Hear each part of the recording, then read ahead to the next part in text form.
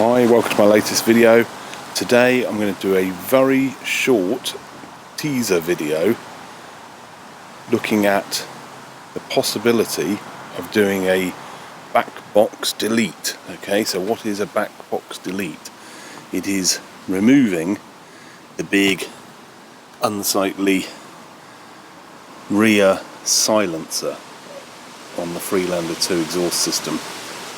I've never liked that great big silencer at the back, and I have seen a few Freelander 2s where people have got rid of it and then taken the tailpipe out the side. I'm not really up for cutting holes in the bodywork, but I would like to get rid of the big silencer. Okay, so why do I want to do that apart from sort of cosmetic reasons? Well, it would be nice to just have a little bit more sort of sporty exhaust noise, especially when accelerating. I don't really want to annoy the neighbours, and when I have heard vehicles where people have removed the rear silencer, the actual sort of idle exhaust note isn't much different. Okay, so you can get rid of that and the noise only really kind of kicks in at higher speed when you put your foot down. Okay, so I think it would be a really interesting video to have a look and see if it can be done, and also look at sort of what would replace the silencer. Okay, so you can't just sort of cut it off and leave it as an open pipe underneath the car. It needs bringing out to a tailpipe. I don't really want to do anything that's going to be an MOT failure. Okay, so you've got to be a bit careful. The rules for the MOT on exhaust noise are fairly clear, and that is that if you modify the factory exhaust to make it louder, it can fail. Now, of course, we've all been there. Back in the days, Minis and Ford Escorts and all the rest, and all the boy racer cars that many of us used to drive, the first thing we did was cut the exhaust off and put a great big 3-inch pipe on. Okay, and I used to drive a Mini with a huge, great straight-through exhaust, and it never failed the MOT on the exhaust noise. I mean, it was incredibly loud, but it never failed on exhaust noise. It failed on hundreds of other things, but not exhaust noise.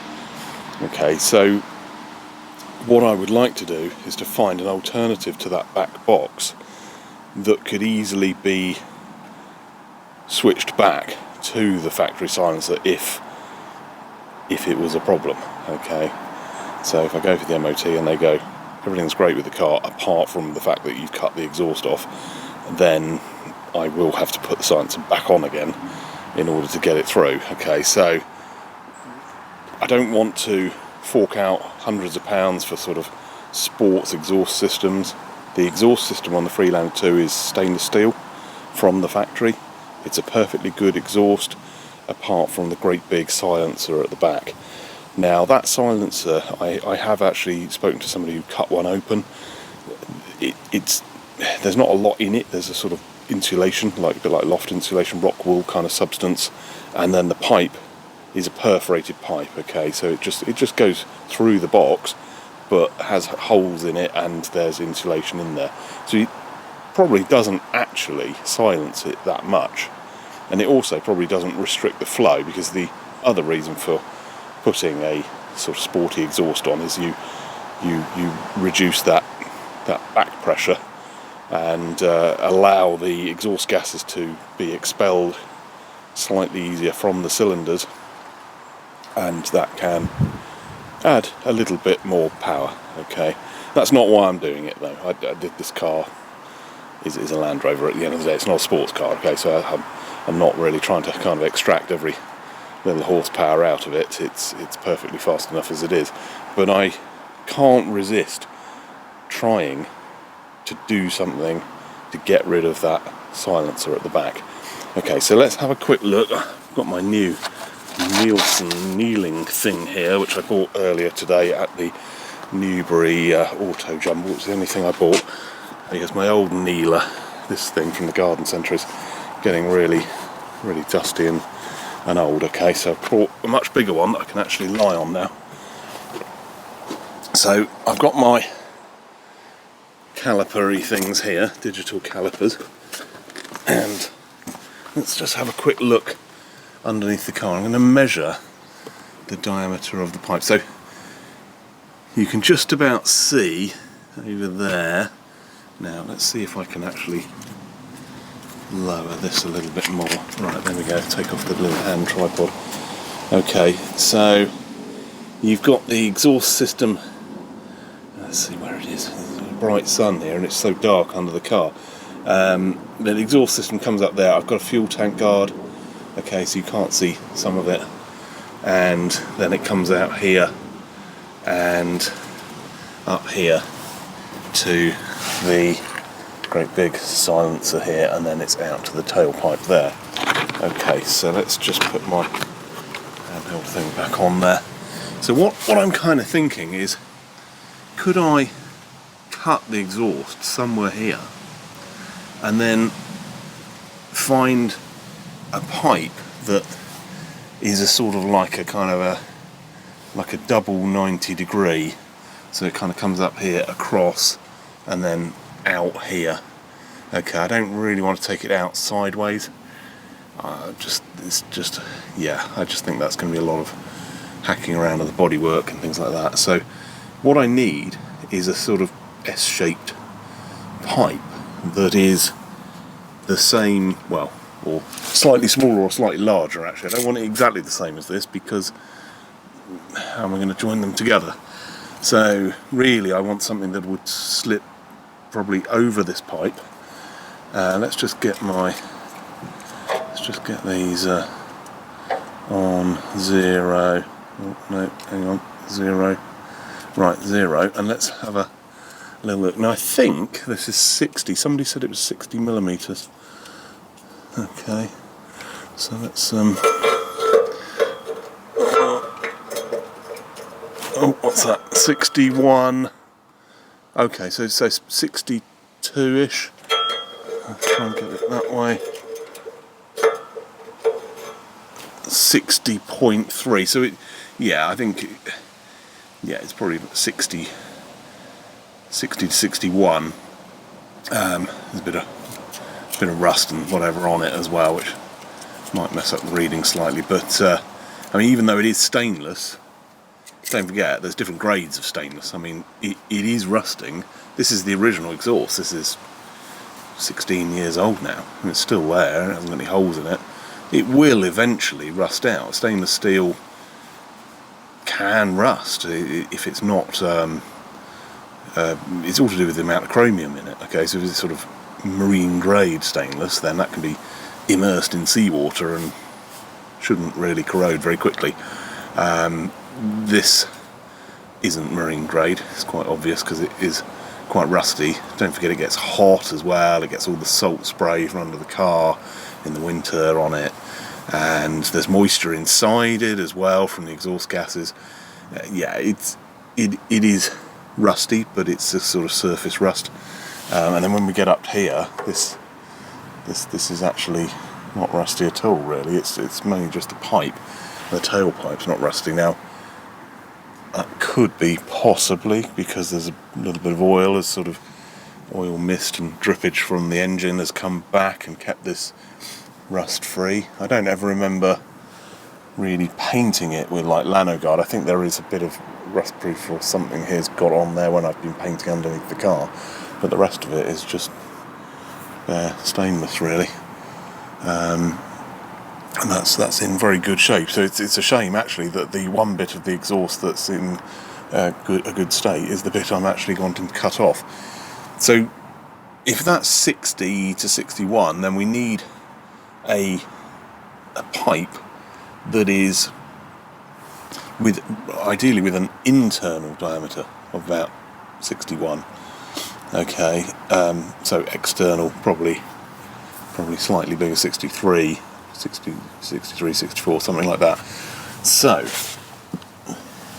when I was at the Malvern show, the Three Counties Land Rover show, back in, whenever that was, May, June, I can't remember, I found this. Okay, so I was just about to leave the show. I was literally walking towards the exit, and I saw a guy selling some, I don't know, Defender exhaust parts, and he had this pipe, and I asked him what it was from, and he said, oh, it's not from a Land Rover, it's from a transit van.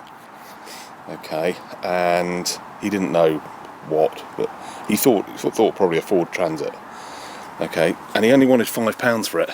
I don't think it's stainless, I think it's mild steel, but it's never been fitted, because it's in good condition. Well, it's not rusty, and it's also got a label still attached. Okay, so if this had ever got hot, that label would have come off straight away. So this label, I had to do a bit of digging on the internet, but this turns out to actually be the tailpipe, the last section of the exhaust, for an Iveco daily van. Okay, so it's an Iveco van, it's the model is called a daily. Okay, so here's a picture of an Iveco daily, and this is the tailpipe. I'm guessing that's the very end of it, and then this bit here, because it's got slots in, is where it joins onto the rest of the exhaust system. So let's just have a look. Zero that. Okay. Now what we're looking for is kind of 63-ish, something like that, on the outside. 64. Look at that, 64. Let's do the inside diameter. Now this one is in, whilst it's never been fitted to a vehicle, looks like it's been jumped on a few times. It's a bit dented and a bit non-circular. Let's just have a little look here. 60.4. What have we got there? 60.2. I reckon this could work. I reckon I finally, after looking at all sorts of different exhaust systems on the internet, I reckon I finally found one that would actually join on to the Freelander 2 pipe. The question is it the right shape? So what I'm thinking here is, because that's got a bit of a curve in it, that would actually help to bring it sort of up. It does mean that the hanger will be the wrong way round. Okay. So I reckon that this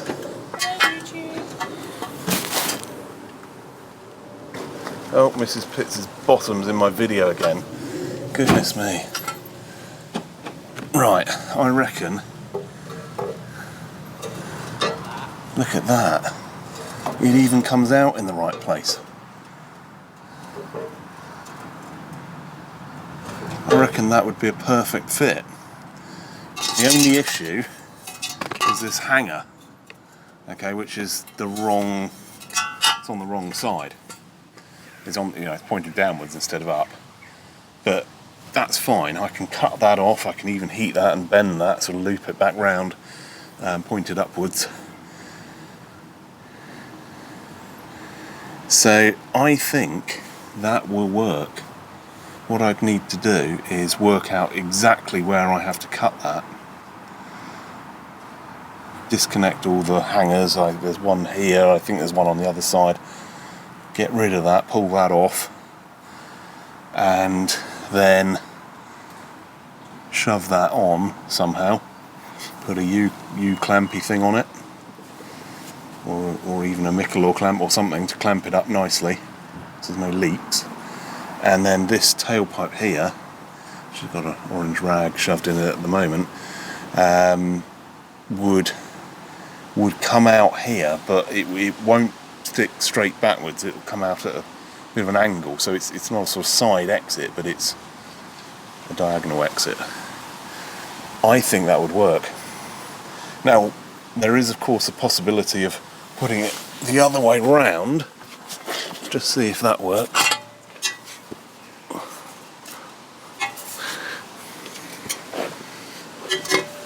But the problem there, whilst the shape is kind of alright, yeah, you see, look, it's just going to be too low. It's just going to be too low, and it's also too far over. It's going to be sticking right out here. That's no good. So it has to go out on the UK passenger side where the tailpipe currently is.